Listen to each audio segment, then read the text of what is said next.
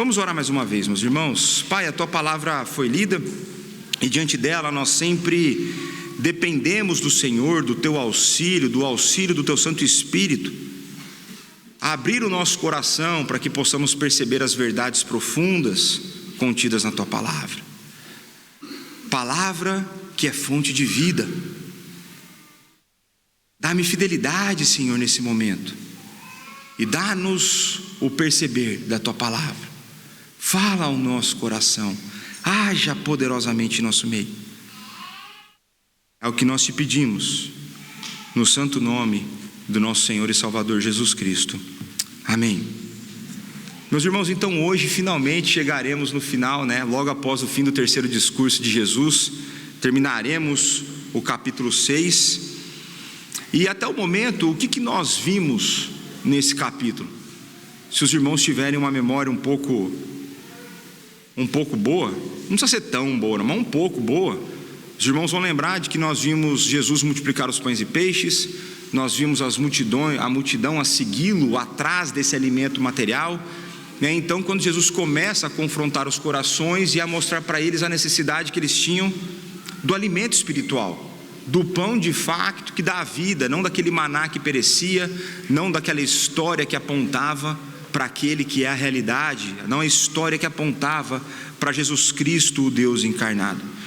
Na penúltima pregação a gente viu que existe um pão que dá e mantém a salvação, que esse pão ele tem sabor de morte, mas nós vimos também que Jesus revela que é Ele quem dá a vida espiritual e é Ele quem mantém essa vida.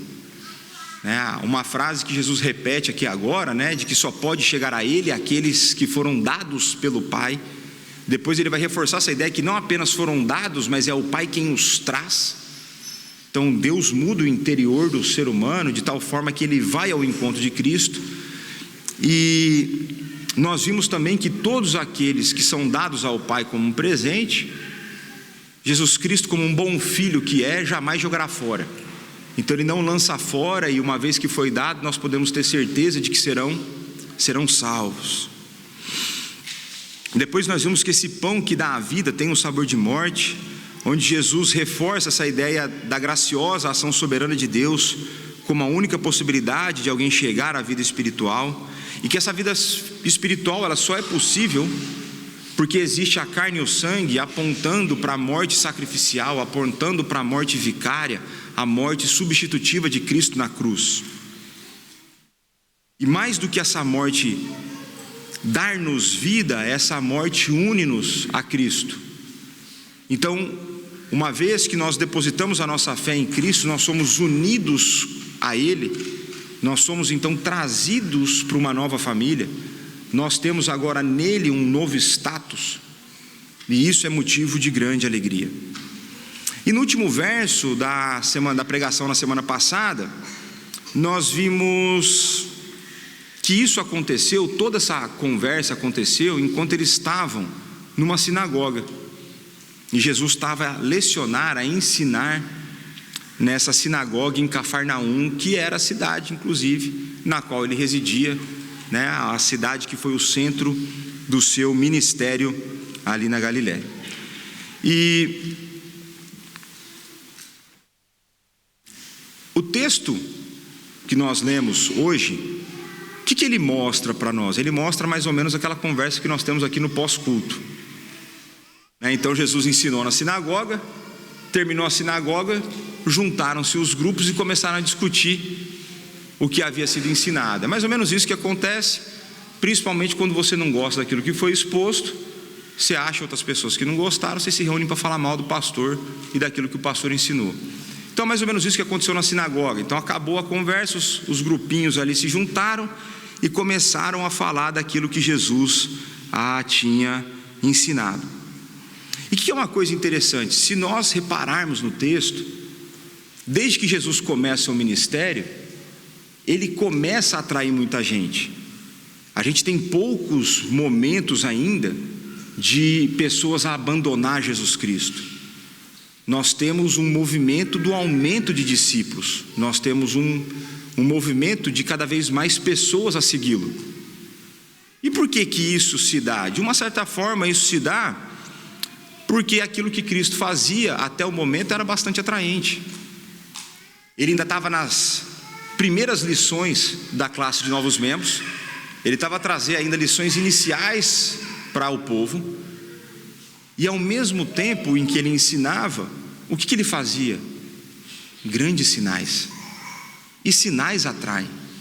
Se eu pudesse, eu faria sinais aqui para atrair mais gente, mas eu não posso, eu não tenho esse poder, né? Essa época se foi, e aqui a gente não atrai desse jeito. Mas Jesus então atraía através do ensino, e os seus sinais davam credibilidade para aquilo que ele ensinava. Os seus sinais atestavam quem ele era, as suas afirmações. Então, até o momento, as pessoas se maravilhavam com aquilo que acontecia. Normalmente as rejeições que nós vemos são de alguns fariseus. O fariseu vai, vê ali e fala: esse Jesus aí meio picareta, esse Jesus aí fez não sei o quê, quem ele acha que é. Até agora são apenas alguns líderes que se opõem de maneira mais significativa ao ministério de Jesus.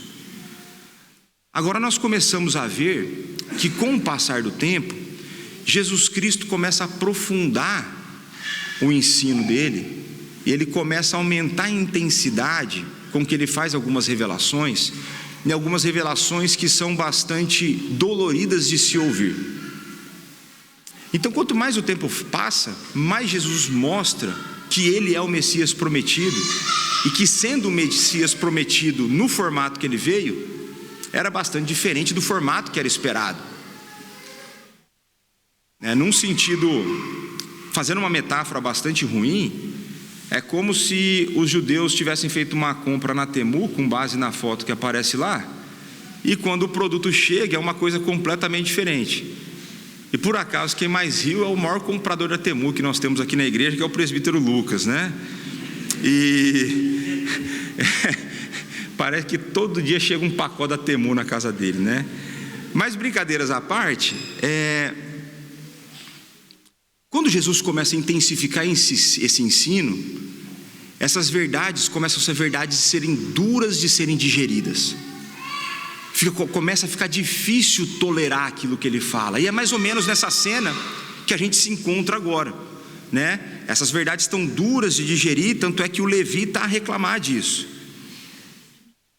Mas assim, quanto mais o ensino se aprofunda, quanto mais a verdade é exposta, o que nós veremos? A separação dos falsos discípulos dos discípulos verdadeiros. Quanto mais a palavra é ensinada, quanto mais Cristo, que é a palavra encarnada, revela-se, mais começa a acontecer, de maneira mais intensa, a separação daqueles que são verdadeiros, daqueles que são falsos. E nós começamos então no verso 60, muitos dos seus discípulos, tendo ouvido tais palavras, disseram: duro é esse discurso, quem o pode ouvir? E a primeira coisa que eu creio que os irmãos, numa leitura um pouco mais atenta do texto, podem perceber, é de que quando a palavra discípulos aparece, nem sempre ela significa os 12. Nem sempre ela está a referir-se aos 12 discípulos mais chegados de Jesus. Da mesma forma que nem sempre a palavra todo significa todo mundo, a palavra discípulo nem sempre significa somente os 12. Então, toda vez que nós nos depararmos com a palavra discípulo, o que você, como um leitor hábil das Sagradas Escrituras, vai ter que fazer? Olhar para o contexto. Dentro do contexto, aqui fica evidente, e ficará muito mais evidente nos versículos adiante, de que Jesus estava a falar com um grupo de discípulos bem maior do que o dos 12. Esse grupo não era um grupo pequeno. E agora a coisa mais interessante é que essas pessoas, elas tornaram-se discípulos de Jesus por motivos diversos. Um deles eu falei para vocês é a atração pelos grandes sinais. Imagina você andar com uma pessoa que todo dia é uma novidade interessante, todo dia é um enfermo curado, todo dia é um novo ensinamento dado. Jesus era um homem atraente nesse sentido. E agora, isso não significa, porque eles se deixavam ou eram atraídos por esse ensino e por esses sinais, que eles eram convertidos. Ser discípulo de Jesus, na linguagem bíblica, dentro desse contexto, não é a mesma coisa do que crer em Jesus Cristo de maneira salvífica. É possível que a pessoa então seja atraído pelo discurso e pela pessoa, mas ainda assim não tenha vindo à vida, não tenha sido verdadeiramente transformado, não tenha então depositado a sua fé em Jesus Cristo. E um dos sinais que a gente tem disso é que esses homens vão achar que o discurso de Jesus Cristo é duro. Eles qualificam o discurso de Jesus como duro.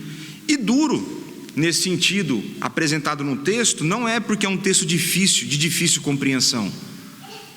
Não é porque o ensino era complexo. É porque eles consideravam o discurso de Jesus ofensivo. Eles consideravam Jesus uma pessoa rude, a partir das verdades que ele trazia. Então a primeira coisa que a gente aprende do nosso Senhor Jesus Cristo é que a verdade nem sempre será palatável para as pessoas que ouvem a verdade. Isso não tem a ver com a grosseria na maneira como você apresenta. Isso tem a ver com simplesmente o conteúdo ser duro de ser digerido para aquele que é confrontado. Então Jesus Cristo nunca se preocupou com a ideia de agradar pessoas, no sentido de agradar pessoas para que ele agradasse, ele abrisse mão do discurso. Ele nunca fez isso. E vocês vão ver que, de novo, Jesus parece incansável nesse sentido. Ele vai intensificar a ofensa recebida por aqueles que ouviram. As palavras subsequentes de Cristo intensificam ainda mais o problema para aqueles que ouvem. E ele não faz de uma maneira para arrumar briga à toa, ele faz de uma maneira a deixar a verdade ainda mais clara para aqueles que ouvem. Então, para esses discípulos, o discurso de Jesus era intolerável. É possível que, se fosse nos nossos dias, Jesus Cristo teria sido rotulado de portador do discurso de ódio. Isso é muito possível que ele seria rotulado de antiquado.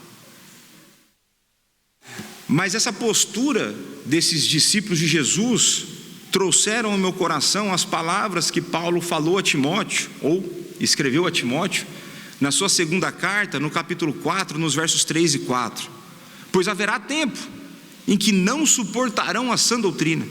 Pelo contrário, cercar-se-ão de mestres segundo as suas próprias cobiças, como que sentindo coceira nos ouvidos, e se recusarão a dar ouvidos à verdade, entregando-se a fábulas.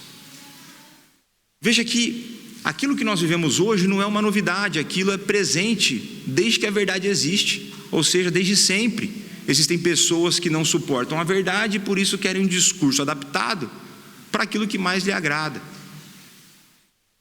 Não é de hoje que isso acontece. E o comentador Carson, ele faz uma análise de quais seriam 4 pontos que fazem com que o discurso tenha sido considerado ofensivos pelos judeus.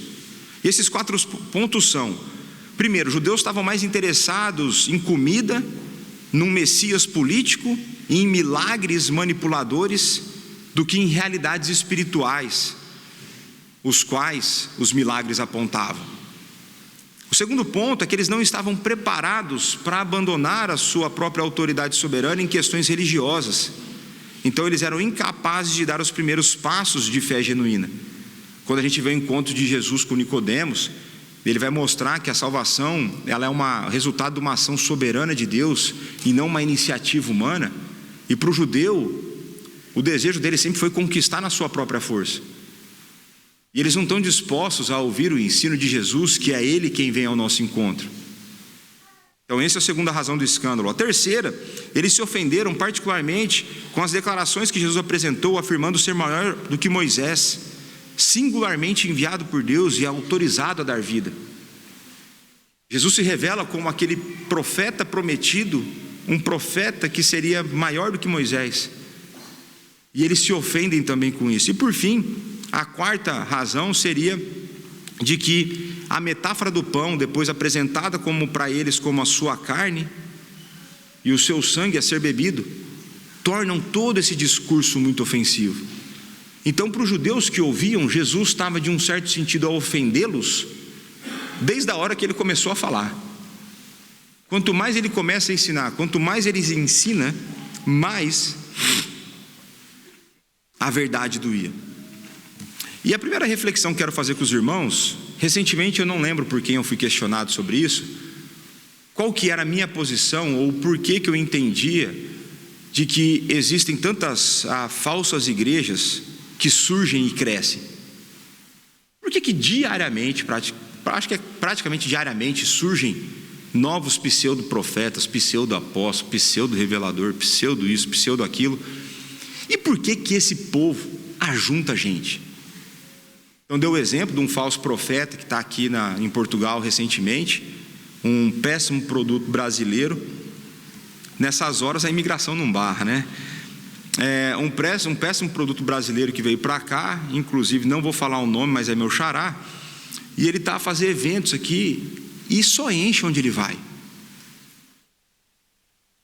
Por que isso acontece e a gente peleja para encher aqui? Por que isso acontece lá e os crentes nossos aqui faltam no culto direto? Por que os de lá parece que são mais crentes às vezes que os nossos? E aqui eu vou falar em defesa a nossa postura. Eu creio que a parte da razão dessas pseudo-igrejas crescerem tanto e desses pseudo-profetas atraírem tanto é porque eles falam de tudo menos da Bíblia, porque eles falam de tudo menos do pecado. Eles não querem a transformação interior, eles querem que vocês prosperem financeiramente, eles querem que vocês possam chegar ricos no inferno. É isso que eles querem.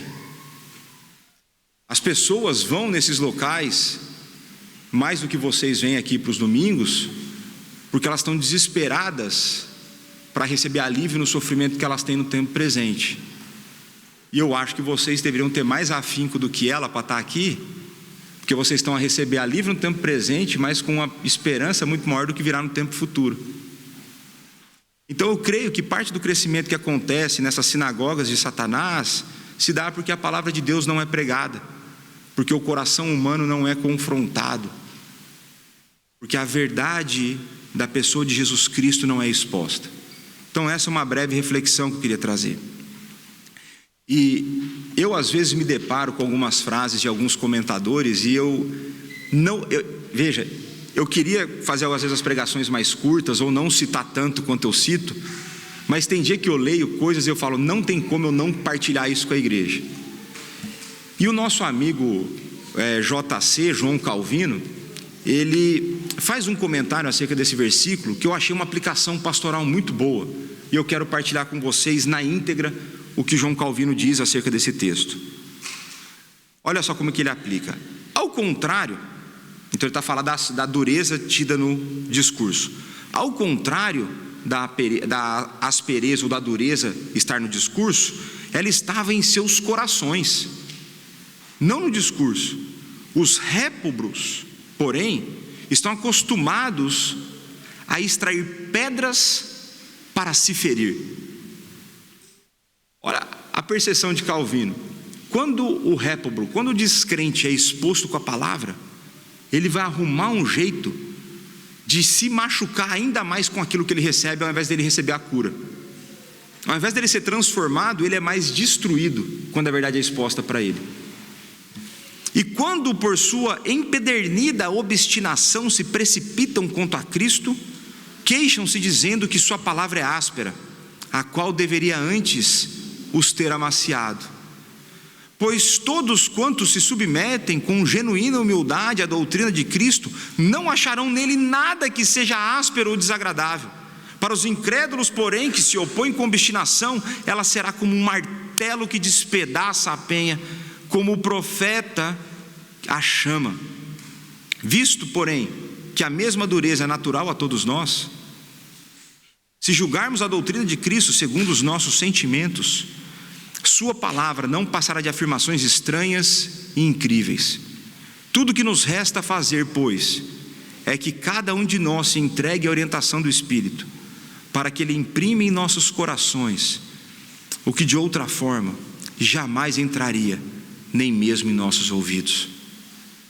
Isso aqui é pentecostal.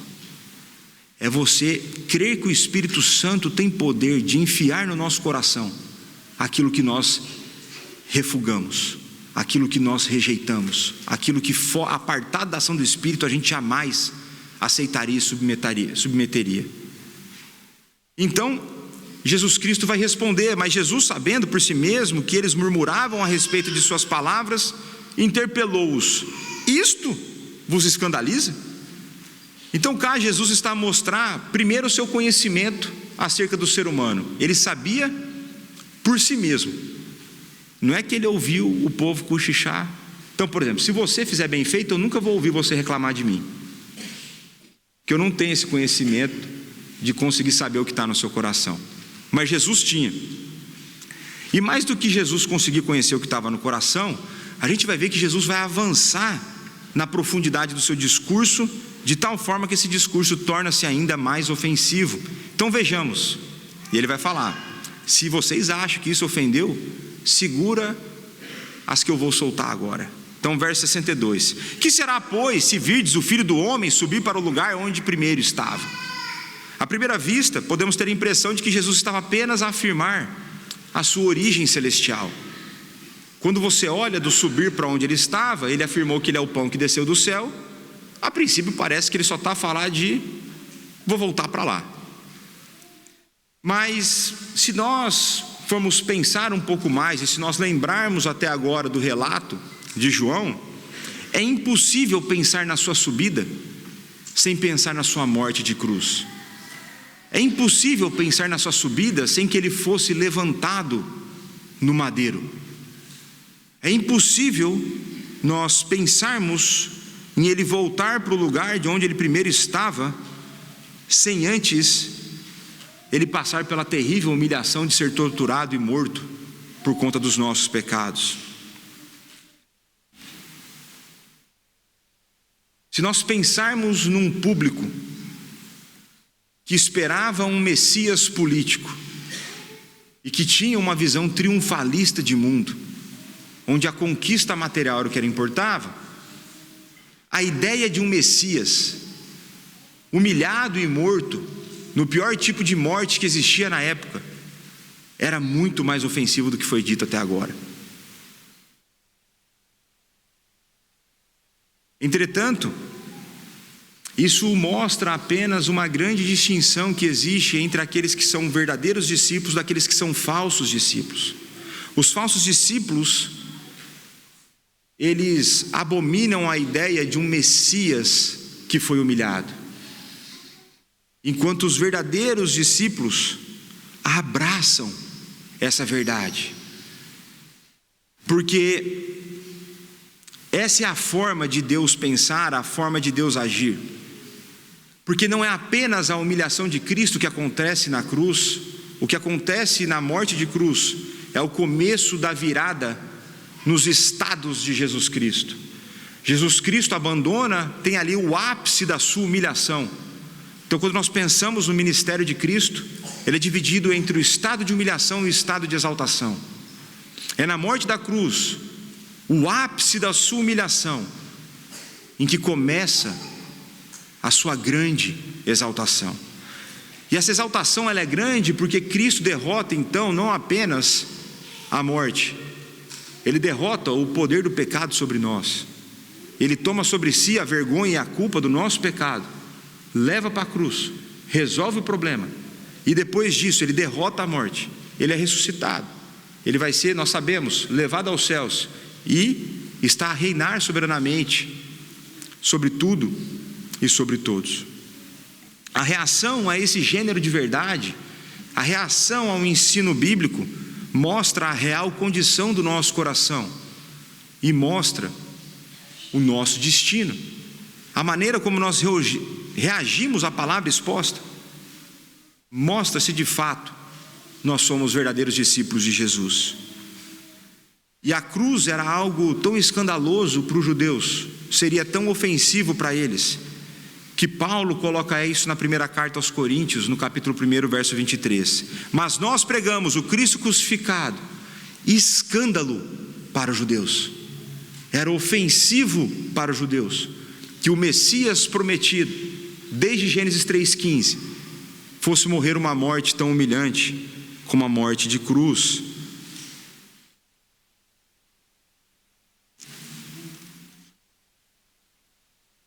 E quando a gente pega esse tipo de verdade a ser exposta, e o tipo de reação a ser retratada, eu preciso parar e fazer uma reflexão consigo. E o momento em que nesse momento eu quero que você pare para refletir o como que tem sido a sua reação diante das duras verdades apresentadas pelas Sagradas Escrituras. E duras verdades não apenas que são expostas durante o culto público, mas como tem sido para você ao longo da semana, quando você está a ler as Escrituras e meditar nas Escrituras, como tem sido a reação do teu coração diante das duras verdades e dos duros confrontos feitos pela palavra ao seu coração. Tem você submetido ou rebelado? Tem você criticado o pastor quando ele expõe as Sagradas Escrituras? Ou você aceita a verdade? Tem você buscado uma desculpa para acusar o pastor de dureza? Ou tem você olhado para a dureza que em alguns momentos é trazida pela mensagem enviada por Deus? Tem você tentado arrumar desculpas para as suas práticas? Ou tem você refletido na sua postura e busca então mudança? Tem você abraçado as verdades ainda que duras? Ou tem você rejeitado essas verdades? Eu creio que é muito comum, muito fácil na nossa vida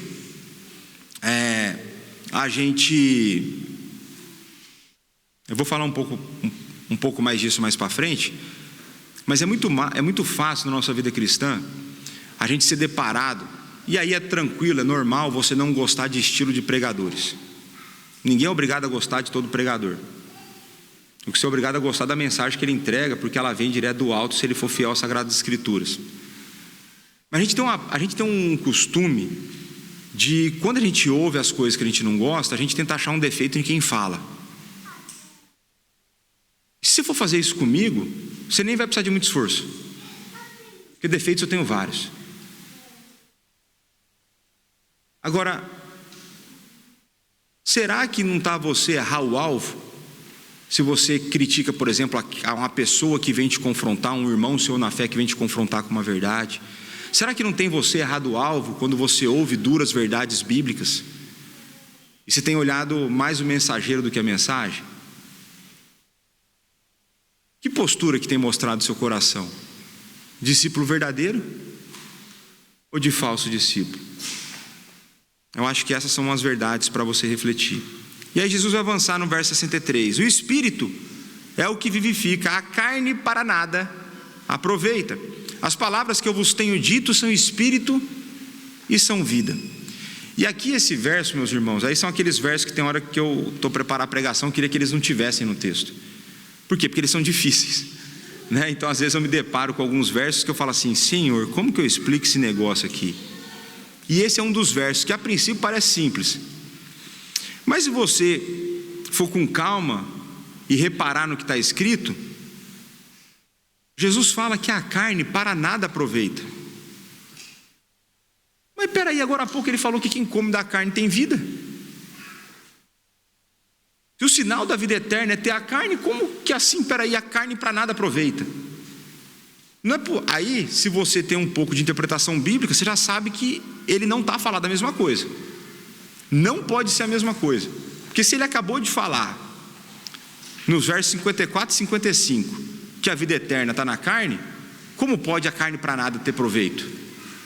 Aí ele seria esquizofrênico, ele seria louco, e nós sabemos que ele não é. Então, quando a gente olha para esse texto, e a gente tem que pegar e fazer o que a gente vai chamar de harmonização, é tentar perceber no contexto como aquilo se encaixa. O que Jesus está a trazer aqui é a interpretação literalista que tinha sido dada pelos judeus. Os judeus estavam escandalizados de comer a carne de facto de Cristo. E se eles interpretaram isso de maneira literal, eles entenderam, eles perceberam que era na carne que a vida estava. E Jesus vai dizer: veja, a carne desse jeito que vocês estão a pensar, para nada tem proveito. Não é essa carne que eu estou a dizer, não é dessa maneira que eu estou a pensar.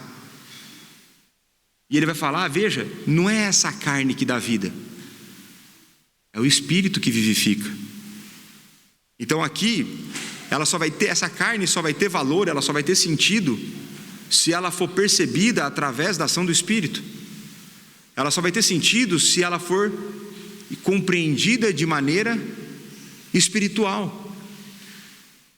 E é por isso que eu acredito que a palavra Espírito nesse verso deveria estar com letra maiúscula, porque é o Espírito Santo quem nos traz a vida, é Ele quem vivifica. E então eu posso perceber que carne Ele está a dizer, e essa carne sim teria então proveito para a minha vida. Nós também não podemos perceber essa carne de nada tem proveito como se o nosso corpo não fosse importante. Isso seria um erro interpretativo gigantesco. Isso seria uma influência absurda da filosofia grega. Porque quando nós olhamos as Sagradas Escrituras, quando Deus cria o homem, e Ele cria o homem com corpo e alma, Ele diz que fez tudo muito bom. E se foi muito bom, não é desprezível. E mais do que isso, quando nós estivermos no novo céu e na nova terra, nós estaremos com um corpo físico. Assim como hoje o nosso Redentor está com um corpo físico, depois que Ele ressuscitou. Então o corpo não é desprezível, a carne não é desprezível. Então não era disso que Jesus estava a falar.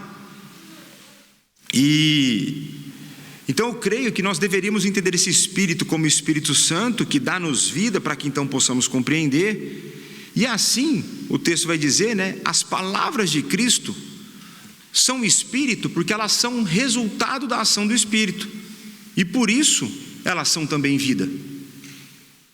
O Espírito vivifica através da palavra. Se a fé vem pelo ouvir e ouvir a palavra de Cristo, é a ação do Espírito através da palavra que vivifica o ser humano. E nesse sentido, a carne física, literal, não é o que ser compreendido. Espero que você tenha percebido o que eu quis trazer. E porque é um negócio meio difícil, eu vou fazer uma citação grande do Carson. E vocês lembram, o Carson, excelente autor, mas muito chato de ler. Então reparem bem na leitura, depositem a sua atenção para você extrair aqui aquilo que é importante, Então o Carson vai comentar: mas se a carne não dá vida, o que dá? Uma das mais evidentes características, isso aqui algumas dúvidas têm surgido na nossa igreja, essa é uma das razões que eu trouxe essa citação. Uma das características mais evidentes do Espírito Santo no Antigo Testamento é a doação de vida. Então o Espírito Santo agia no Antigo Testamento, o Espírito Santo dava vida no Antigo Testamento, o Espírito Santo sustentava a vida naqueles que Ele dava. Tem que ser desse jeito, senão a salvação aconteceria de duas maneiras diferentes, e aí não daria jeito, porque o ser humano não mudou. O ser humano é o mesmo tipo, que tinha o mesmo gênero de ser humano no Antigo e no Novo, é o mesmo. Então nesse Evangelho, já fomos apresentados a função do Espírito no novo nascimento, em João 3. Lá existe então um contraste entre a carne e o Espírito, e esse contraste ele é bastante agudo. Assim, o Espírito que dá vida, o próprio Jesus Cristo é o portador desse Espírito. A gente sabe disso, porque o Espírito repousou sobre Ele, quando Ele foi batizado por João Batista. E é aquele, que Deus deu o Espírito sem medida. Vocês lembram disso? Deus deu a Jesus o Espírito sem medida. E Ele fala as palavras de Deus, Ele fala as palavras movidos pelo Espírito. É por isso que Jesus Cristo pode dizer agora: as palavras que eu lhe disse são Espírito, ou seja, são resultados do Espírito que dá vida, e elas são vida. Isso é, as palavras de Jesus, corretamente entendidas, absorvidas, geram vida.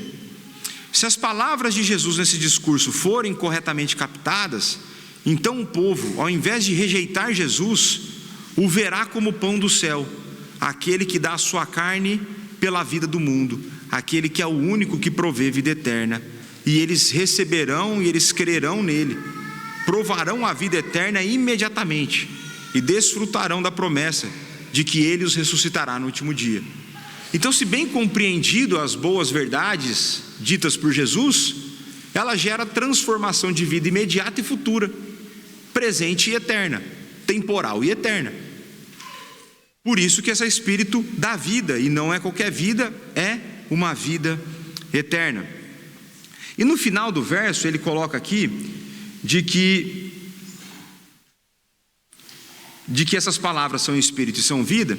E o Carson traz então uma correlação com Jeremias 15:16, em que o profeta se dirige a Deus dizendo: quando as tuas palavras foram encontradas, eu as comi, elas são minha alegria e o meu júbilo. Então, em suma, a avaliação de Jeremias das palavras de Deus é a mesma avaliação de Jesus das suas próprias palavras. Não é possível se alimentar de Cristo sem se alimentar das palavras de Cristo, porque crer realmente em Jesus não pode estar separado de realmente crer nas palavras de Jesus. Isso é muito importante para os nossos dias, porque você vai encontrar pessoas que dizem crer em Jesus Cristo, mas que não se submetem à palavra dele.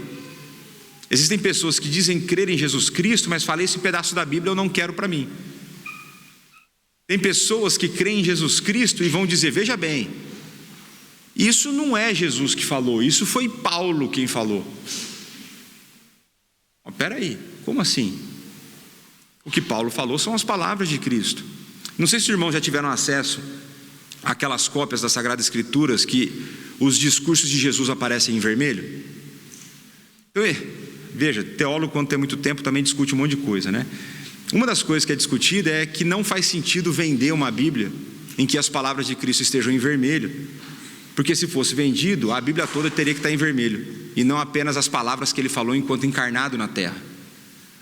Porque de Gênesis a Apocalipse é a palavra de Deus, e quem é a palavra, o Logos, segundo João, a segunda pessoa da Trindade, Jesus Cristo, é a palavra de Deus que fala para nós de Gênesis a Apocalipse.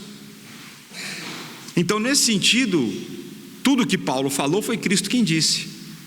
Nesse sentido, tudo que Pedro disse, Pedro escreveu, foi Jesus quem disse. E essa é a doutrina da inspiração, de que o Espírito fala. Parte da doutrina da inspiração é isso: o Espírito fala, e se você tem um problema entre Paulo e Jesus, você tem um problema que duas pessoas da Trindade estão a brigar, que o Espírito que inspirou Paulo é diferente daquilo que Jesus falou, e aí Jesus não foi movido pelo mesmo Espírito que Paulo, aí arrumou uma confusão danada. Então as palavras de Paulo são as palavras de Cristo. De Gênesis a Apocalipse nós temos o nosso Senhor a falar conosco. Então, para nós, os seres humanos vivem de cada palavra que sai da boca de Deus. A afirmação é idêntica agora feita por Jesus Cristo, precisamente porque Ele é a palavra encarnada. Além disso, todos os pontos que tinham ofendido esses discípulos superficiais têm a sua resposta aqui, uma resposta criticamente divisora. Aqui há uma forte insistência na prioridade da vida espiritual, uma ênfase implacável na autoridade e superioridade de Jesus sobre Moisés, e acima de tudo a promessa da vida eterna, dada pelo Espírito Santo e pela palavra, como consequência da ascensão de Jesus, por um meio mais ofensivo ainda, que seria a sua morte de cruz. Então Jesus Cristo, ele vai e aumenta a intensidade do seu discurso e das durezas das palavras apresentadas. E aí Jesus continua: contudo, há descrentes entre vós. Pois Jesus sabia desde o princípio quais eram os que criam e quem o havia de trair. E prosseguiu: por causa disto é que vos tenho dito, ninguém poderá vir a mim, se pelo Pai não lhe for concedido.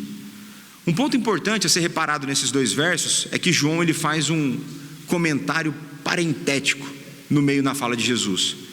Então Jesus começa a falar assim: contudo há descrente entre vós, ponto. Agora vem um comentário de João: pois Jesus sabia desde o princípio quais eram os que criam e quem o havia de trair.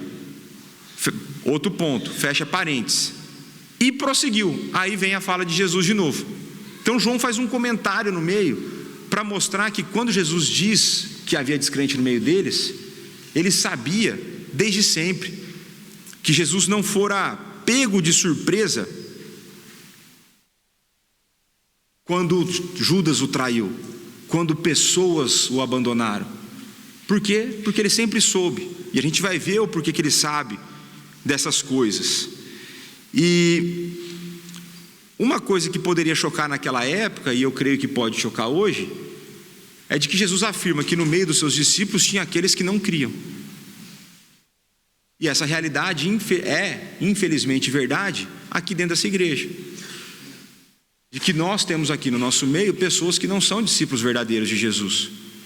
Nós temos no nosso meio falsos discípulos de Cristo. Pessoas que, a princípio, se identificam, se sentem atraídos, gostam de algumas coisas, mas que não submetem à sua palavra. Depois eu falo como a gente lida com isso, mas que a verdade é verdade. Eu tenho certeza, não sei quem é. Se eu soubesse, botava para fora, mas eu não sei quem é, né? E uma coisa que para mim é um grande desafio quando eu vejo a pessoa de Cristo, é que a gente vai ver que ele não apenas sabia, mas foi ele quem escolheu quem seria o seu traidor. É de como Jesus conviveu amorosamente com aquele que ele sabia que ia traí-lo. E como isso é desafiador no ministério, né? Você tem que conviver com pessoas que, ainda que elas não saibam muitas vezes, você sabe que elas falam mal de você, elas futricam acerca da tua vida, elas te criticam nas costas, não têm coragem de falar na sua cara. E é desafiador porque eu, assim como Jesus, uma vez que ele é o bom pastor, o supremo pastor, eu sou obrigado a amá-los todos. Você me critica e eu tenho que te abraçá-lo com um sorriso no rosto e estar feliz porque você está aqui. Porque eu creio que existe o Espírito Santo que um dia, talvez, se ele quiser, através da exposição da palavra, converta o teu coração. Ou então talvez ele te dê a coragem para você falar para mim os pecados que eu tenho cometido contra você, para que talvez eu tenha a oportunidade de me arrepender dos pecados, se eu estiver errado. E às vezes você não me dá essa oportunidade.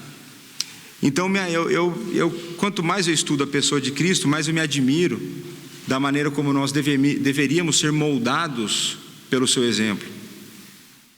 A gente vai falar um pouco mais disso para frente, da maneira como nós podemos ser moldados por esse modelo perfeito. Mas é Jesus Cristo ter convivido durante 3 anos pelo menos, dado amor, ensinado, insistido com ele, né? Mas enfim, uma breve reflexão, né? E aí Jesus ele vai reforçar e vai deixar claro para essas pessoas qual era a razão de existir descrentes no meio deles. Porque eu não sei para você, mas me soa estranho, se eu não percebesse as Sagradas Escrituras, me soaria estranho como pode alguém, diante do Salvador, resistir à sua palavra. Um verso que eu amo é quando diz assim que, acho que é os soldados que deveriam ter prendido Jesus e não prenderam, quando eles voltam lá, aí os soldados falam assim para os fariseus: veja, ele fala como quem tem autoridade. Ele não é um hipócrita como eu e o pastor Jonatas, que vem aqui e fala aquilo que você deveria fazer e nós mesmos não fazemos. Jesus Cristo falava daquilo que ele fazia. O discurso dele era totalmente coerente com a sua vida. Como que pode alguém resistir a essas palavras poderosas e transformadoras? E aí o texto nos mostra o porquê. Jesus Cristo deixa claro o porquê. Não é incapacidade dele, não é falta de poder na sua palavra, não é falta de testemunho de Jesus Cristo. A razão pela qual as pessoas não vêm a Cristo, a razão pelas quais as pessoas rejeitam a Cristo, estão bem claras nesse texto. Ninguém poderá vir a mim, se pelo Pai não lhe for concedido. E aqui, meus irmãos, eu já preguei 2, 3 semanas seguidas na predestinação, na salvação pela graça. Acho que vocês já entenderam isso aqui agora. Jesus só está a reforçar, ele só está a trazer a mesma frase que ele falou anteriormente. Se o Pai não trouxer, não adianta quem fala. Pode ser o pastor Leonardo, pode ser Jesus Cristo. Agora, se o Pai o trouxer, pode ser até o pastor Leonardo que a pessoa virá, porque o poder não está nele, o poder está no Pai que traz. Então a razão das pessoas resistirem a esse discurso é porque elas não tinham trazidas pelo Pai, não foi dado pelo Pai o direito dessas pessoas chegarem, irem a Cristo. E aí o resultado disso, no verso 66, à vista disso, muitos dos seus discípulos abandonaram e já não andavam com ele. O resultado do discurso de Jesus foi o abandono, não de poucos, mas de muitos dos seus discípulos. E o texto transmite essa ideia de que o abandono, ele não é um abandono parcial, com a possibilidade de retorno. A maneira como está descrito por João é que esse abandono foi completo, ele foi uma decisão única, em que esse abandono, depois fala que não mais andavam com Jesus. O ministério de Cristo era andar e as pessoas andavam com ele. Essas pessoas não mais tinham parte no ministério de Cristo, eles deixaram Cristo de lado completamente. E aqui a reflexão que eu tenho é de que, para quem estava de fora, todo esse grupo era discípulo de Jesus. Todos esses homens eram seguidores de Jesus para quem estava de fora. Às vezes, para quem estava de dentro também.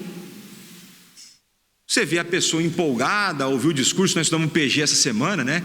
O Simão lá animado, estudando o discurso e tal. Mas aqui a gente vê claramente o tal do pecado da apostasia, o abandono definitivo da crença em Jesus Cristo. E que crença era essa? Não era uma crença verdadeira. Agora, a gente sabe que nem todos que estavam nesse grupo eram crentes, porque Jesus diz que haviam descrentes. E não são descrentes que abandonaram a fé depois que creram.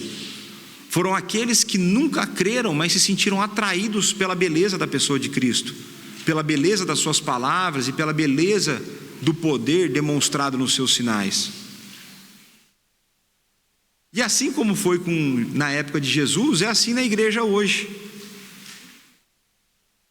E aqui, meus irmãos, eu não quero dizer que no nosso meio não possam existir pessoas que venham passar por crises de fé e que na sua caminhada elas se desviem temporariamente da fé até que retornem. Não é isso que eu estou a dizer. O que eu estou a dizer é que existem pessoas no nosso meio que nunca foram convertidas e que vai chegar uma hora que elas vão sair do nosso meio. Nós ficaremos tristes, em alguns momentos nós choraremos por essas pessoas, mas sempre existirá no meio do povo de Deus pessoas que conseguem enganar todos os processos, conseguem passar por todas as etapas, conseguem ser batizadas e recebidas, sem nunca terem crido de verdade. E a razão pela qual isso acontece é porque o conselho não tem poder de conhecer o coração das pessoas. O máximo que a gente consegue é analisar a vida que ela tem e aquilo que ela fala. Então, como eu digo para vocês sempre, eu sou doido para ser enganado por vocês. Cada vez mais vocês estão mais crentes, que vocês abandonaram os pecados que vocês falam para mim que vocês abandonaram. Eu venho e aconselho vocês numa área, você fala, não pastor, agora está bom, acredito. Eu acredito, por quê? Porque eu quero acreditar que o Espírito está agindo na sua vida. Mas tem gente que não vai ser assim. E quando a gente percebe a doutrina bíblica dessa maneira, a gente vai ver que João fala isso na sua primeira carta. Na primeira carta de João, capítulo 2, verso 19, diz assim: eles saíram do nosso meio, entretanto, não eram dos nossos. Ou seja, eles nunca creram. Eles estavam aqui, tem cara de crente, ergue a mão como crente, canta como crente, consegue orar como crente, porque você pode ser o papagaio da oração, você pode repetir frases que você vê como fazer. Porque se tivessem sido dos nossos, teriam permanecido conosco. Todavia, eles se foram para ficar-se manifesto que nenhum deles é dos nossos.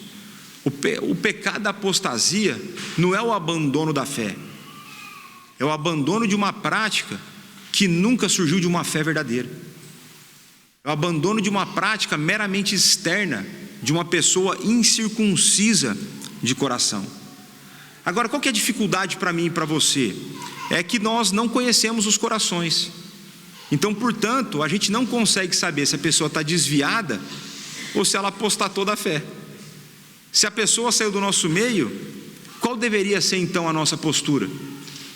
Orar e ir atrás. Deveria ser orar e preocupar-se com a pessoa. Por quê? Porque a gente não consegue saber.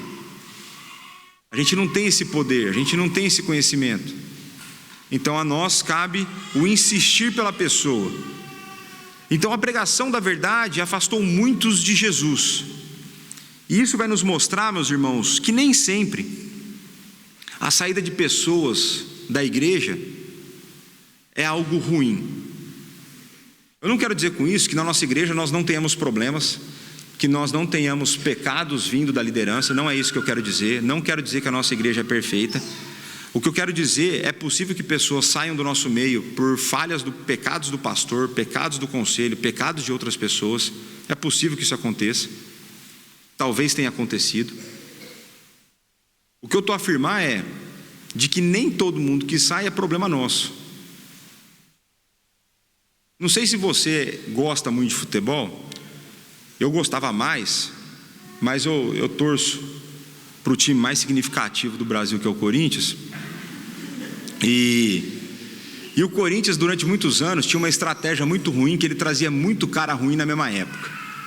Mas era só contrato, só contratação mais ruim mesmo, ruim com força, assim, né? E às vezes saiu uma notícia assim, passava 6 meses, o Corinthians vai emprestar tal jogador. O Corinthians vendeu tal jogador. Aí entre os corintianos a gente falava assim, o melhor reforço foi esse. Muitas vezes o melhor reforço que um time tem é a saída de péssimos jogadores.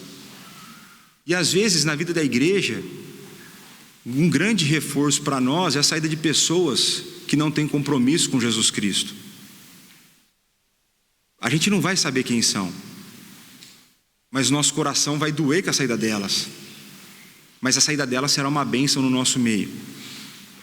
Então nem toda saída é algo ruim. E nem toda igreja que cresce é algo bom.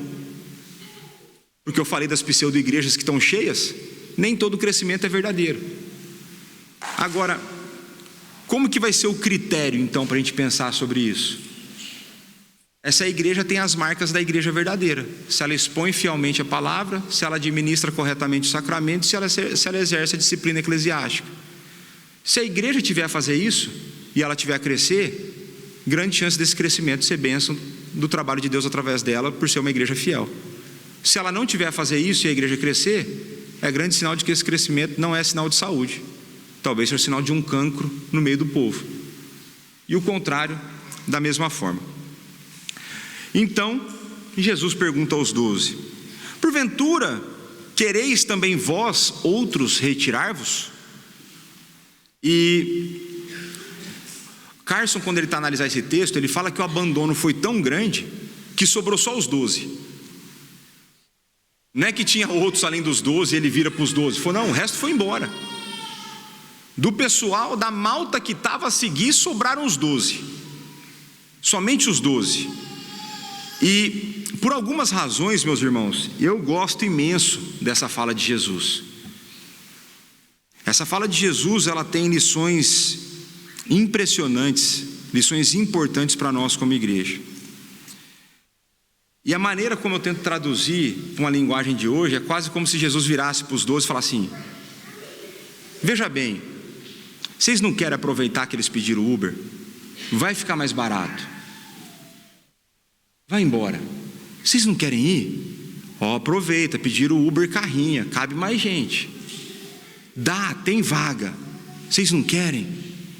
E a ideia aqui é de que a maneira como Jesus faz essa pergunta é um desafio que visa o fortalecimento da fé dos 12. Jesus Cristo não está a rejeitar os 12. Jesus Cristo está a fortalecer a fé deles através desse desafio. E o Carson, ele vai comentar, eu achei interessante essa frase dele. Ele fala assim, essa pergunta é feita por causa dos 12, não por conta de Cristo. Eles, os 12, precisavam articular uma resposta mais do que Jesus precisava ouvi-la. O ponto é como se fosse oração. A gente não precisa orar para fazer com que Deus conheça as coisas. Somos nós que precisamos reconhecer as coisas e colocá-las diante de Deus. Somos nós que precisamos nomear as coisas que tiram a nossa paz, que incomodam o nosso coração. Somos nós que precisamos desenvolver um relacionamento com Deus, e não Deus que está necessitado, carente, para saber o que passa na nossa vida. Porque Ele não apenas sabe o que se passa, como Ele sabe todas as coisas que nós necessitamos. Mas Cristo faz esse desafio. E uma das coisas que eu amo nessa frase é a forma como Jesus lida com o abandono dos seus seguidores. E o que eu amo nisso é que Jesus Cristo, Ele lida de uma forma bastante distinta do que normalmente as igrejas lidam com o abandono daqueles que eram seus membros e saem. E naturalmente, eu não quero comparar o ministério da igreja local com o ministério de Cristo de maneira um para um, porque o ministério de Cristo foi perfeito. Ele foi guiado por convicções corretas e fundamentado na verdade completa. O ministério da igreja local, ele vai ser imperfeito, ele vai ser guiado por convicções, às vezes convicções incorretas, e vai ter uma tentativa de fundamentar na verdade, mas vai existir naturalmente a limitação daqueles que lideram. Vai existir os pecados daqueles que lideram, vai existir os pecados de vocês. Então a comparação de como lidar com quem abandona, ela não é um para um, mas eu creio que ela nos ajuda bastante. O pastor Jonatas talvez vai conseguir perceber melhor isso, pela experiência que ele tem de ministério. Mas normalmente o que muitas igrejas fazem para tentar segurar pessoas no seu meio é através de cargos e responsabilidades. Então às vezes a pessoa ameaça sair da igreja e a liderança acha que o jeito de segurar essa pessoa lá é colocá-la numa posição de ensino, é colocá-la numa função, é indicar para diácono, é indicar para presbítero. Enquanto a posição de Jesus quer ir embora, vai. O método de que Jesus usa no seu ministério é o contrário, é o oposto do que a gente tem na igreja. Jesus Cristo, Ele dificulta para a pessoa entrar e facilita para ela sair. O cara fala assim: Jesus, eu quero te seguir. Ele fala: vende tudo, depois você vem. O cara larga a mão. Jesus, eu quero te seguir. Deixa eu enterrar meus pais. Não, você não presta. Tchau. Ele dificulta para entrar. E quando a pessoa entra, ele facilita para sair. Saiu a galera, vocês não querem ir juntos? Na igreja nós fazemos o contrário, normalmente. A gente quer facilitar para a pessoa entrar. Então se a pessoa começa a falar assim: pastor, esse negócio de passar aí, eu sou presbiteriano já. Negócio de passar na classe de novos membros 6 meses. Aí você fica tentado, porque você quer o povo aqui no seu meio. Eu falo assim: mas será que não dá para abrir uma exceção para essa pessoa? A resposta é não. Nós tivemos um caso aqui. A pessoa veio e falou: pastor, eu quero ficar aqui, eu com a minha família, quero ser membro aqui com vocês, mas eu já sou presbiteriano e eu discordo desse negócio de ter que passar pela classe de novos membros. Foi tudo bem, nós somos uma igreja que respeita a opinião das pessoas. Você tem todo o direito de querer não passar, você não tem o direito de não passar. Não porque é errado. Essa é a maneira como você enxerga, você tem o direito a ter sua opinião. Porque eu discordo da decisão do conselho. Foi aqui, ninguém perguntou a tua opinião sobre isso. Se você discorda da decisão do conselho, você tem o direito de discordar, mas eu não quero saber da sua opinião. Eu não pedi tua opinião agora. Eu quero saber se você vai submeter a decisão do conselho. Ele não veja, porque o conselho está errado. Eu falei: me mostra na Bíblia onde a gente está errado. Já é a 4ª vez que você repete isso. Me mostra onde que nós estamos errados. Mostra na Bíblia que a gente está tomando uma decisão errada. E para mim, uma das razões pelas quais a gente mantém a classe de novos membros, inclusive para presbiteriano, são pessoas como essa, que são presbiterianos que não submetem à autoridade, então não são presbiterianos. São presbiterianos que não conhecem a palavra de Deus, então não são presbiterianos. E se você não tem humildade para ficar numa sala 6 meses e conhecer novas... Nem são 6 meses, são 4 meses, são 15 aulas. Se você não tem humildade para ficar numa sala, revisar alguns conceitos, aprender sobre a identidade da igreja que você quer ser parte e fazer novos relacionamentos, talvez o teu lugar não seja aqui mesmo. Porque quando a gente começa a ceder em valores para enfiar a pessoa para dentro, a gente desconfigura aquilo que nós estamos construindo. E nós estamos a construir aqui uma comunidade de discípulos verdadeiros. Esse é o desejo do meu coração. Eu não quero discípulo falso. E aí a pessoa falou assim: mas veja, mas eu posso continuar a frequentar a igreja sem passar pela classe de novos membros? Eu falei: pode, mas você estará a prejudicar imensamente a sua família. Você poupará, você privará a sua família do convívio pleno no corpo de Cristo. Você está removendo da tua família o privilégio de servir no reino. Resumindo, não sei porque nunca mais a pessoa voltou. E nesse é um caso que eu vejo de que é um que saiu do nosso meio, que foi resultado de que não estava pronta para ouvir a verdade. Essa pessoa pode arrepender-se um dia, pode voltar para cá, pode ir para outro canto. A pessoa que já tinha dado trabalho em outra igreja, já tinha arrumado briga em outra igreja. Também não foi assim de graça que eu falei as coisas que eu falei, né? A gente está a testar a humildade da pessoa, que humildade que ela não mostrou em outro canto. Então tem todos esses elementos quando você vai conversar e pensar sobre isso. Então na igreja a gente deveria seguir o método de Jesus. A pessoa que entrar, não é que eu quero pôr dificuldade, mas eu quero ver se a pessoa está afim de estar conosco. Então, por exemplo, uma das coisas que nós temos na igreja aqui é tempo de membresia para serviço. E o tempo de membresia para serviço varia de acordo com o tipo de serviço. Por quê? Porque eu quero saber se a pessoa tem humildade suficiente para esperar, sentar na cadeira, para depois servir, para ver como a igreja funciona, para ver como ela entra na dinâmica dessa igreja. Eu quero saber se a pessoa persevera para então servir em algumas áreas específicas.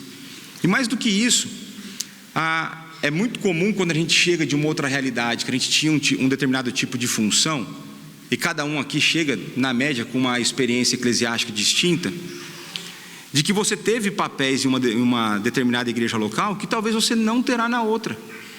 Por quê? Porque quem faz isso é o Espírito.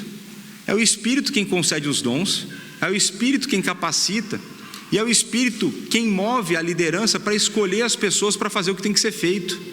Algumas funções são por voto da Assembleia e outras são indicações do Conselho. Ah, pastor, mas eu sempre fiz isso em outro lugar. Tá bom, nós não somos o outro lugar. Por exemplo, o que a gente precisa na igreja? Postura de servo. Servo não demanda. Servo não exige, eu quero servir nessa área. Isso não é postura de servo. Servo serve. Servo se submete. Servo, quando o Espírito move a liderança para ver a pessoa e chama, ele está pronto para servir, mas ele não exige. Que servo que exige alguma coisa? Eu nunca exigi nada de Deus. Na minha antiga igreja, nem pedir para pregar eu pedia, nem para dar aula eu pedia, porque eu entendia que dependia de Deus o mover o coração da liderança para me dar a oportunidade. Então, se você está no nosso meio, não importa num certo sentido qual é o teu passado e as coisas que você fez. O que importa é o que Deus fará na sua vida a partir de agora aqui dentro. E talvez você vai exercer funções diferentes do que você exercia. Simples assim. Talvez no passado você era A, agora você vai ser Z. E se é para o reino, aquela frase que eu amo, está tudo bem. E está tudo bem. Você vai mudar de servo, você vai mudar de posição, mas o reino é o mesmo. Você vai continuar a abençoar pessoas. E está tudo certo. Nada muda, porque o Senhor a ser servido é o mesmo. E é Ele quem é o dono da igreja. Então, aí vem lá os versos 68 e 69. Respondeu-lhe Simão Pedro: Senhor, para quem iremos? Tu tens as palavras de vida eterna, e nós temos crido e conhecido que Tu és o Santo de Deus. E aqui Pedro, sendo Pedro, né? Por isso que eu gosto dele, né? Pedro é o perguntor geral, ele já assume a responsabilidade, ele já fala em nome dos 12. Pedro, a gente vai ver que ele era o líder dos 12. Você consegue ver isso de maneira muito clara em Atos, por exemplo. Pedro foi colocado, ele foi reconhecido em um certo sentido, porque era ele sempre o primeiro a falar e falar em nome do grupo. E a resposta de Pedro tem duas partes, uma no verso 68 e a outra no verso 69. No verso 68, Pedro, esperto, ele aplica o que Jesus falou no verso 63. Ele já traz, acabou de ouvir. Então Pedro sabia dar a resposta certa também. Às vezes ele dava umas caneladas, falava umas besteiras, mas ele sabia, prestava atenção na aula de vez em quando, E ele fala assim, então ele vai pegar esse verso 63 para afirmar que não existe a possibilidade de ir para outra pessoa ou de ir para outro lugar. Por quê? Porque só Jesus tem palavras de vida eterna. Então as suas palavras são espírito e são vida. Então ele falou assim, aí Jesus, aprendi. Estou aqui, respondendo bonitinho, estou a gabaritar a prova, E aí no verso 69, ele vai falar em nome do grupo, e ele vai apresentar o estado da fé desse grupo. E ele vai falar que eles criam, e não apenas criam, eles conheciam que Jesus Cristo era o Santo de Deus. E essa expressão, o Santo de Deus, ela é curiosa, porque ela aparece uma outra vez no Novo Testamento. E a outra vez que ela aparece na boca de um demônio. Mas é uma coisa importante, você não tem problema de você falar coisa que o demônio fala, porque a verdade na boca do demônio continua sendo verdade, não é? A gente tem um monte de político que fala verdades, não tem? Então ela continua a ser verdade, não é porque um político corrupto fala coisas que sempre é mentira, às vezes é verdade. Mas essa expressão, ela aponta de que Pedro está a compreender que Jesus Cristo é o Messias. Existe algo messiânico nessa expressão, o Santo de Deus. Pedro está a reconhecer que Jesus Cristo é maior do que Moisés. Ele está a perceber que a mensagem do maná e de Moisés, agora o pão que desce do céu, ele está a perceber que o Santo de Deus, o Messias prometido. Então, aí nós vamos ver porque não basta dar a resposta certa, tem que ver o que o professor fala da resposta, não é assim nos exames? Às vezes você escreve a resposta certa e o professor não concorda com o teu argumento. Mas vamos ver o que Jesus fala. Então, verso 70 e 71. Replicou-lhes Jesus: não vos escolhi eu em número de 12? Contudo, um de vós é o diabo. Referia-se ele a Judas, filho de Simão Iscariotes, porque era quem estava para traí-lo, sendo um dos 12. E essa resposta de Jesus ela é interessante, porque ela mostra-nos que na maneira como Pedro responde a pergunta, ele foi um tanto pretensioso. Em outras palavras, Pedro foi meio arrogante na pergunta dele, na resposta dele. Então quando Pedro responde, ele fala assim: veja, tem aqueles que te abandonaram. E veja se Pedro já não tinha feito isso. Ainda que todos te neguem, eu jamais te negarei. Quem que foi o primeiro a negar?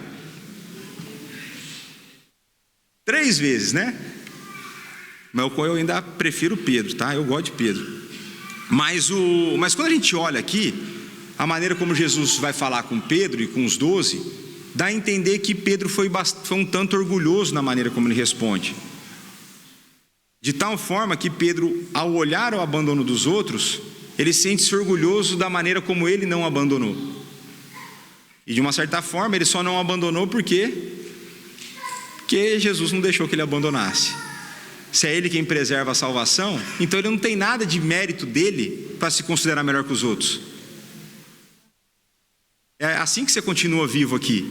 É porque Deus não te abandona, senão você já teria abandonado, E como que Jesus então vai dar uma lição de humildade em Pedro? Ele vai falar: veja bem, sabe por que você falou isso? Porque eu escolhi vocês. Você só está tendo a possibilidade de falar porque eu te escolhi. Senão, você não falaria. Mas Jesus deixa mais claro ainda: veja, eu escolhi vocês 12. Um de vocês é o diabo. Então Jesus está a dizer: dos 11 que podem afirmar o que você afirmou, vocês só afirmam porque eu te salvei, porque eu te escolhi, porque eu fui atrás de você, porque eu entrei na sua vida. Por isso que você pode afirmar o que você afirma. e não porque você é muito bom. E Jesus deixa claro de que a eleição, ela é não apenas para a salvação, como ela é também para a condenação. Jesus escolheu Judas para ser o traidor. Veja, Jesus não foi pego de surpresa. João faz mais um comentário parentético aqui, né?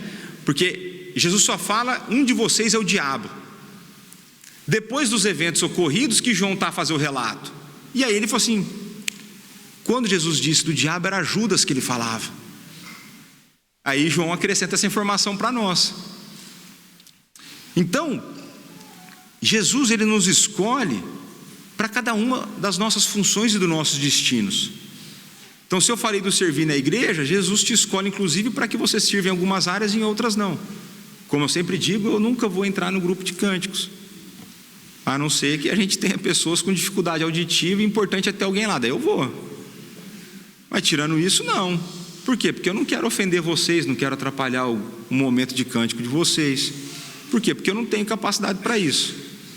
E não é não ter capacidade, né? Porque eu não tenho capacidade para pregar também. Eu não tenho capacidade, Deus não me capacitou. Na exposição da palavra, eu creio que Deus me conduz, né? E então, fica claro aqui de que Cristo escolhe aquele que o trairia, né? E aí eu quero fazer uma reflexão com vocês.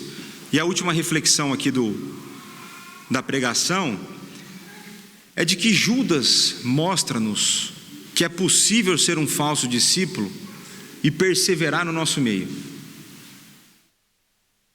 Judas ficou até o final. Judas participou da Santa Ceia. Judas andou o tempo todo no ministério com Jesus. A gente sabe, com informações posteriores, de que ele era o tesoureiro que se interessava pelos pobres e desviava os recursos, né? Parece político. Judas já está lá, dando um modelo. Quando você olha para isso, você vê que ele permaneceu até o fim. E Judas permaneceu sem ter sido convertido. O texto bíblico não diz que ele arrependeu-se, diz que ele sentiu remorso. Ele é o filho da perdição, ele foi condenado, não houve salvação para ele. E a reflexão que quero deixar para vocês é de que é possível, como a gente já falou aqui hoje, ser membro da igreja sem ser salvo. Essa é uma das aulas que eu dou na classe de novos membros. É possível que você esteja conosco, que persevere conosco. É possível que você tenha bom testemunho dos nossos. É possível que você se comporte adequadamente, mas você vai estar escondendo as impurezas e podridões que estão no teu coração. É possível que você seja o diácono mais ativo, o presbítero mais ativo, o membro mais ativo, a pessoa que não atrasa para o ensaio dos cânticos, a pessoa que nunca erra uma nota, a pessoa que dá aula que todo mundo gosta. É possível que você seja tudo isso e ainda assim você seja o filho da perdição. É possível. Ser membro da igreja não é garantia de salvação, apesar de, em condições normais de temperatura e pressão, ser membro da igreja é uma bênção necessária para o povo de Deus.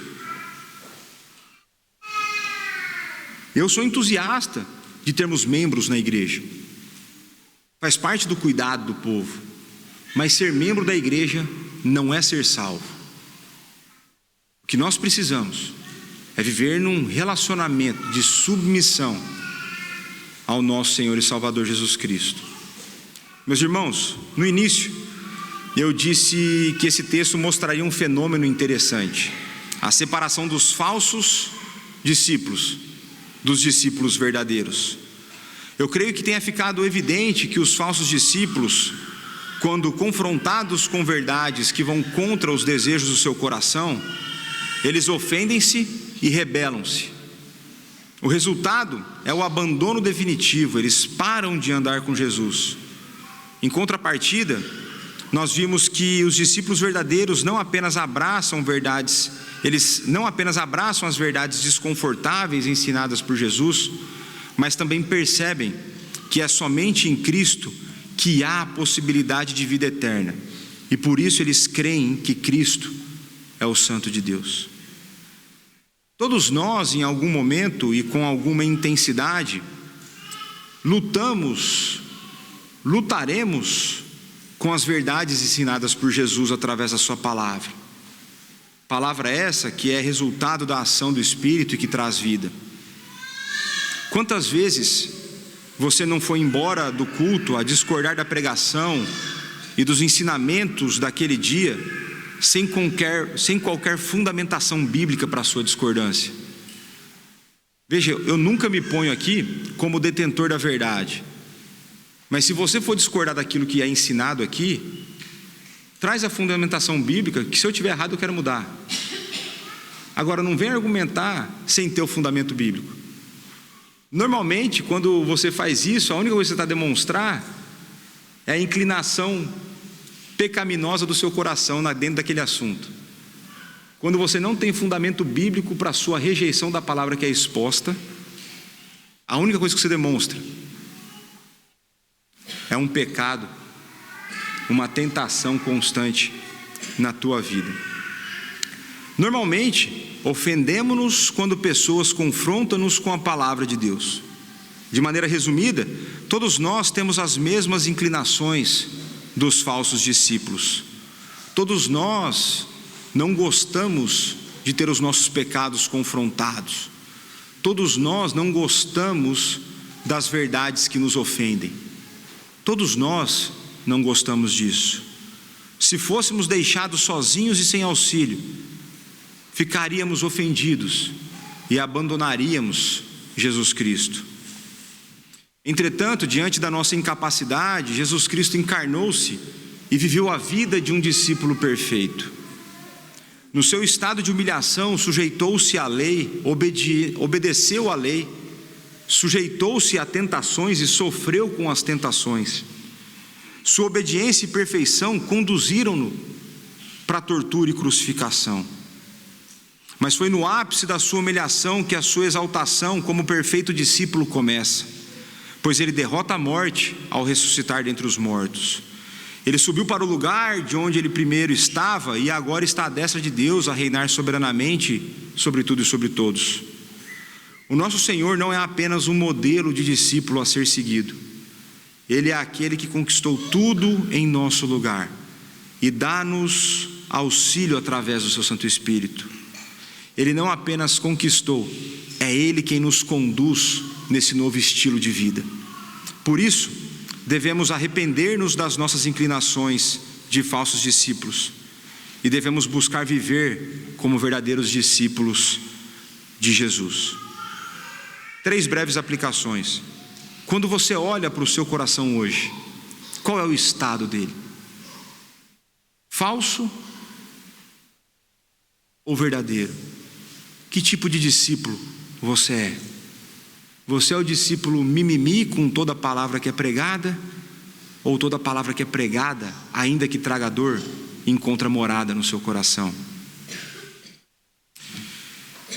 Separe tempo essa semana, busque direcionamento divino para encontrar quais áreas da sua vida você tem andado insubmisso, ou áreas da sua vida que você tem se ofendido com as verdades que são espírito e vida. Peça perdão a Deus e busque submeter-se a essas verdades. Segunda aplicação, peça perdão para todas as pessoas que trouxeram-te a palavra de Deus, mas você, por conta do seu coração insubmisso, ficou ofendido com a verdade e ficou ofendido com a pessoa.